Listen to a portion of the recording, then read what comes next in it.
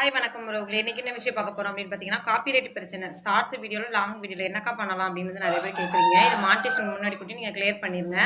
எதுக்காக காப்பிரைட் பிரச்சனை வரும் அப்படின்னு பார்த்தீங்கன்னா, ஒண்ணு சாங்ஸ் தேவையில்லாம யூஸ் பண்ணியிருப்பீங்க. அப்படி இல்லைன்னா அந்த வீடியோக்குள்ள விஷயம் வந்து யூடியூப் வந்து குடுக்குற விஷயமா இல்லாம வேற ஏதாவது ஒரு வீடியோ இருக்கும். அப்படி என்னக்கா நாங்க வீடியோ வச்சுப்போம். கோயில்லலாம் நீங்க போறீங்க. அதில ரத்த கதை, எது ஒரு கொடுமைப்படுத்துற மாரி, இதுல வந்து ஏதாவது ஒண்ணு ஏதாவது ஒண்ணு அஃபெக்ட் பண்ற மாரி இருக்கும் சரிங்களா? அந்த மாரி விஷயங்களுக்கு வந்துட்டு யூடியூப் வந்து காப்பிரைட் பிரச்சனை குடுத்துருப்பாங்க.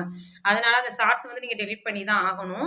இல்ல எனக்கு ஷார்ட்ஸ் எல்லாம் நல்லா தான் இருக்கு. நான் என்ன பண்ணணும் அப்படின்னு பார்த்தீங்கன்னா, நீங்க குரோம் ப்ரௌசர்ல போயிட்டு வீடியோக்கும் சரி, லாங் வீடியோக்கும் சரி, ஷார்ட்ஸ் வீடியோக்கும் சரி, குரோம் ப்ரௌசர்ல போயிட்டு நம்மளோட வீடியோ கிளிக் பண்ணிட்டு, நம்மளோட சேனல் டேஷ்போர்ட் ஓப்பன் பண்ணி, வீடியோ கிளிக் பண்ணி, எடிட் பென்சில கிளிக் பண்ணிட்டு, நம்ம பேசிக்கா நம்ம வீடியோ எப்படி இருக்கு அப்படிங்கிறத அதில காட்டணும்.